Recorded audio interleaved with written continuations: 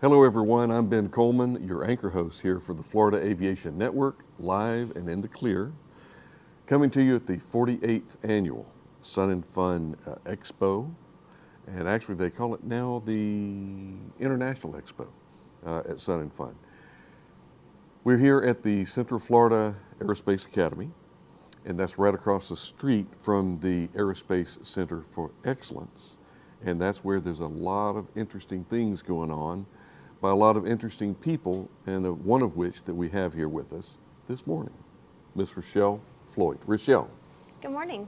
Good morning to you, and it is good to have you here on the set. Thank you.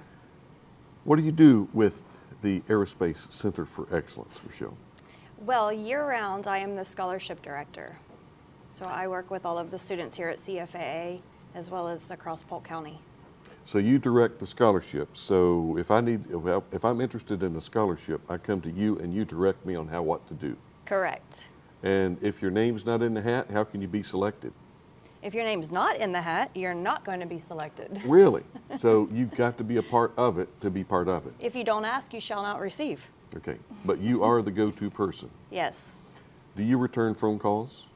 Yes. Do you answer your emails? Yes, I do. Okay, that's a leading question because you do so well. And I've never heard of anybody that said, I've been trying to reach this Richele person. Never have I heard that. It's always, it's a callback. So that's a kudos to you. Well, thank you. And Richele, tell us about, I've heard this term so many times called Stratus. What is Stratus? Project Stratus is it's a leadership competition that we host here at the Aerospace Center for Excellence. It's a year-round event that the students are involved in art competition, leadership training. It's physical obstacle courses. There's a lot that goes into it, and it's special opportunities that are offered for these students during the air show. And how do they get involved with this, Richele? Well, they would have to be connected with us here at ACE, so some kind of volunteering, involved with some of our projects, or just in part of our family here at ACE. Okay, and this is, we're trying to develop this. If you haven't noticed, Richele, I'm getting a little bit long in tooth. My earlobes are growing. My hair's falling out. We're getting old. We have a vast amount of experience and interest in aviation, but a lot of us are getting old, and we need to get some. I shouldn't say old. We're well seasoned, okay, and we need some less seasoned people to come in and share some of this, because when we die, we take all of this with us. All right. So.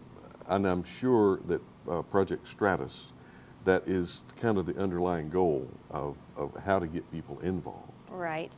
Well, so Project Stratus is I view it as an elite club. It's, I mean, you're networking with some of the industry professionals, our VIP guests, our large donors.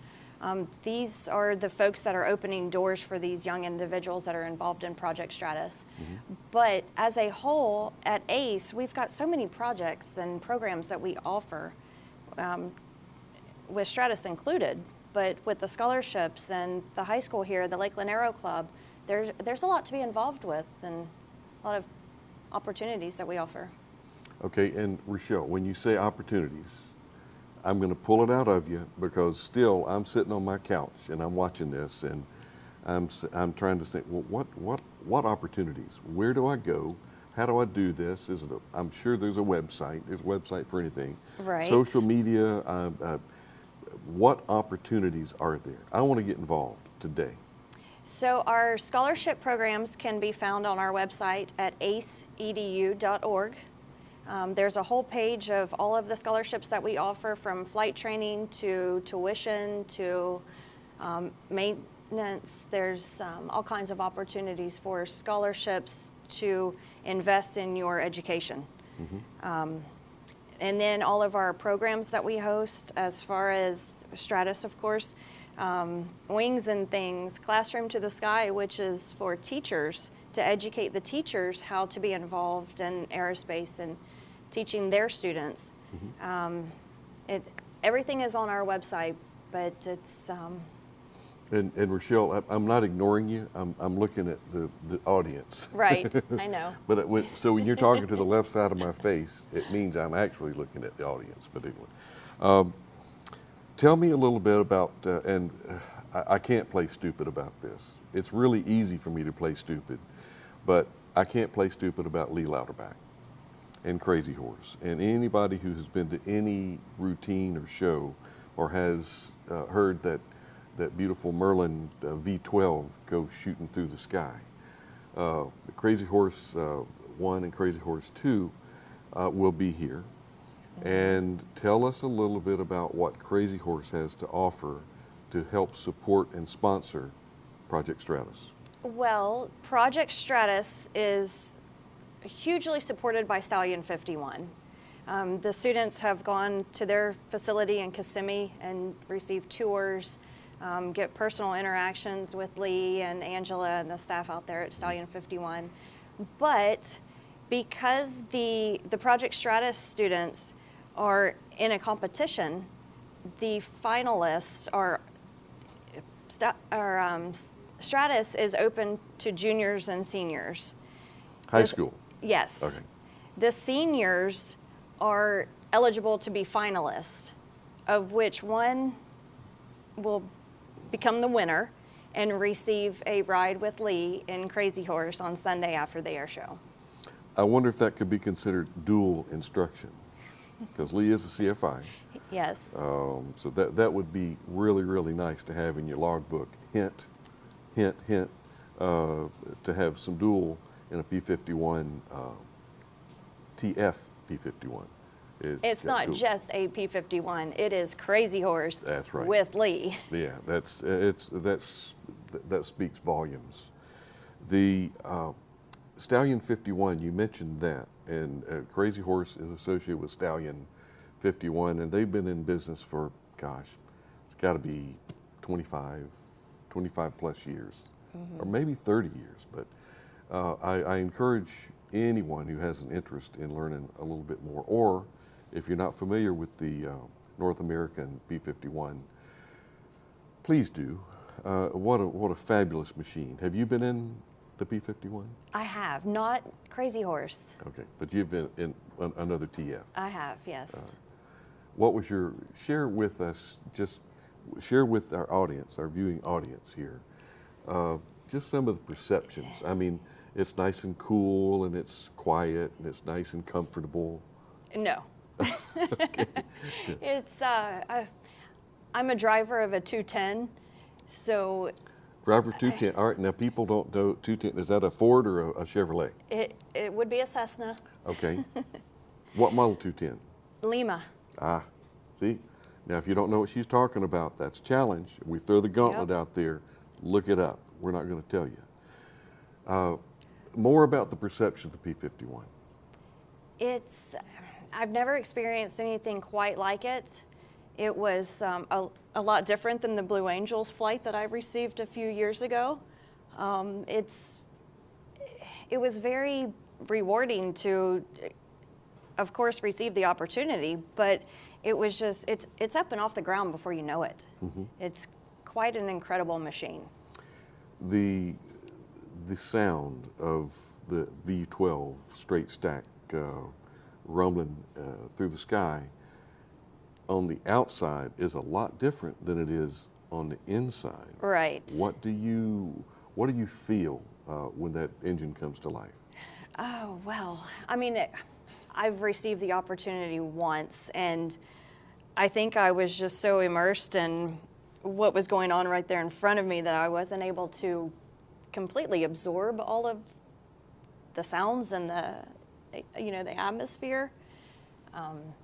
But I bet it was a lot louder than you anticipated. Yes. Okay. And you even had a headset on. I did. Yeah. How about the vibrations, the feel in the airplane? I mean, Well, I'll tell you that we actually took off, and this was in Oshkosh, and we took off right after the Aeroshell team. But because we were so much faster than them, we had to immediately turn out and headed over towards the lake to do some maneuvers and stuff. But it was 200 feet off the ground, and we're banking. And Richele, you mentioned your Cessna 210. Yes. How much flight time do you have? I've got about close to 500 hours. Okay, I can honestly say your 500 to 1,000 hours is critical. Yes. From it really is. You make it to that 1,000-hour mark, and you start to become very confident. Sometimes overconfident. Right. So you're up to 500 hours. You're probably as cautious as you will ever be. So between 500 and 1,000 hours is that range that you're learning that I've got this. I know what I'm doing. I'm comfortable. But there's still that little bit of anxiety about what if this goes wrong? What if that goes wrong?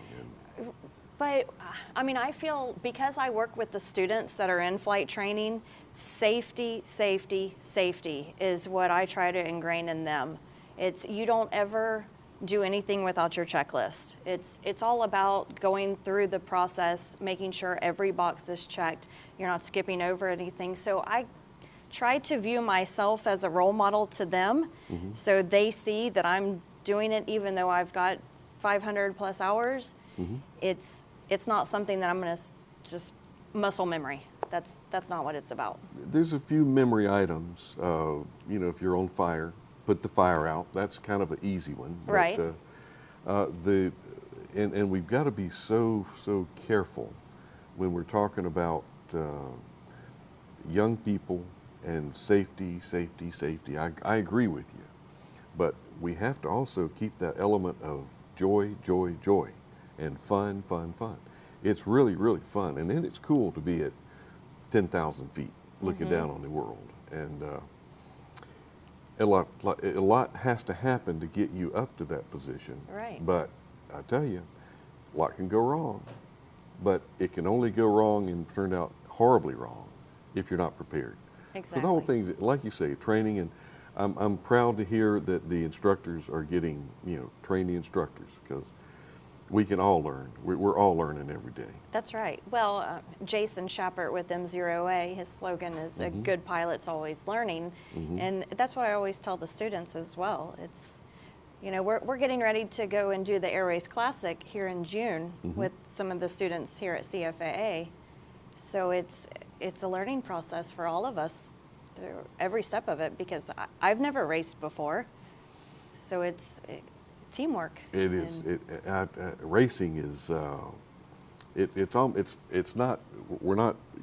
Nip and tuck. It's racing, but it's racing against a kind of a clock. Yes. And making sure that you hit your mark. Poker runs. Have you ever done poker runs? I have not. I'm familiar with them, but. That's fun. If you want to get your hops up and down, just doing a poker run, picking up a card, different airports. That's a lot of fun. There used to be a $100 hamburger. Yes. I think now it's a $400 hamburger. Right. But there's just and just popping over to visit friends, just going someplace just because you can, and not. Right. We're so fortunate in this industry to be able to have the opportunity to hop in either your airplane or, actually my favorite airplane. Ask me what my favorite airplane is. Ben, what is your favorite airplane? Somebody else's that I get to fly. Great answer. Yeah, it's and it doesn't matter what it is, but hopefully it's going to be airworthy, or else we'd have to get Bob Jex and his crew down to beat us into shape. But no, actually, the FAA, they're very skeleton here this year. Yes. Of course, coming out through the oh my God pandemic, but we are going to get back to normal. I'm a FAA Fast Team counselor, representative, but some of these safety presentations, how much do you think they cost? Here at Sun and Fun, I would guess nothing. They're invaluable, they're priceless, but it costs you nothing other than your time and effort to get there. Yeah.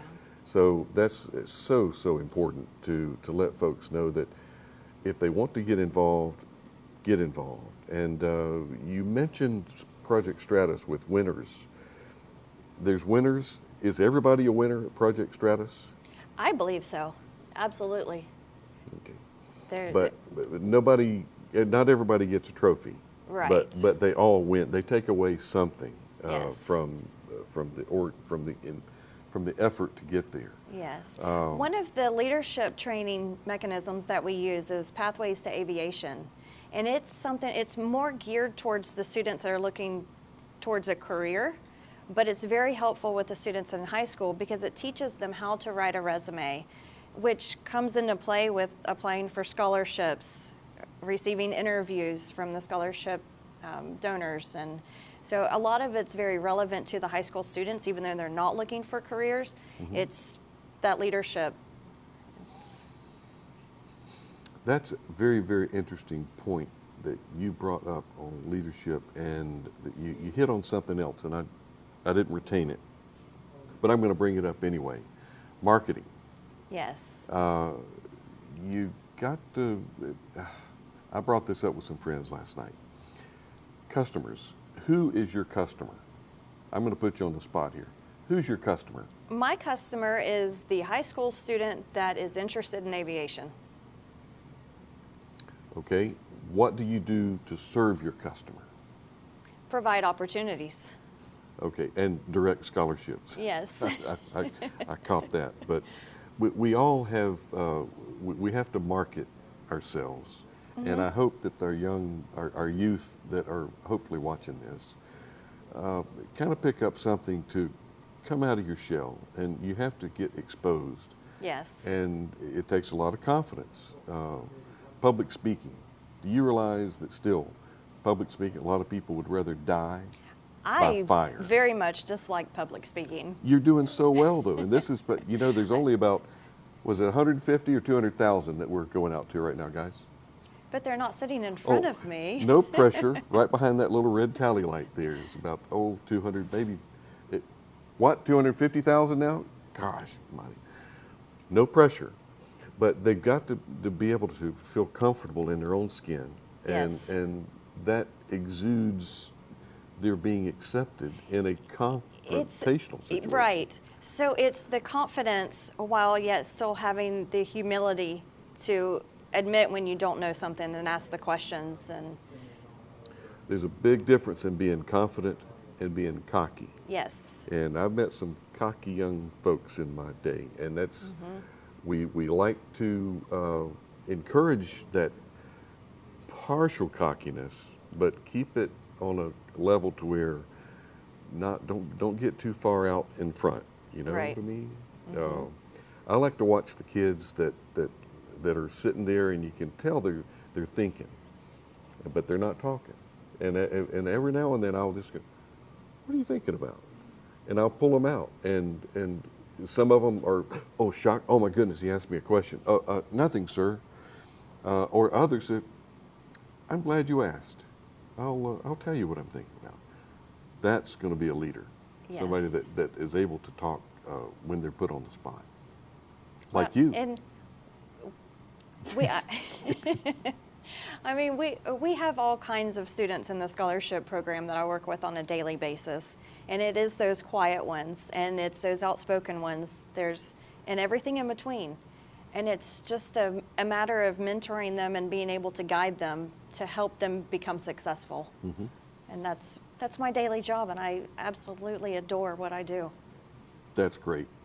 Richele, I know I've gotten a lot out of this, and I want to thank you for joining us. Thank you so much. But don't go away, but we're going to wrap this one up, and we're going to talk with this crew a lot more today and tomorrow and the next day, and we're going to be here at the Sun and Fun 48th Annual Sun and Fun International Expo, and this is going to be a hot swap. I've just heard of. Oh boy.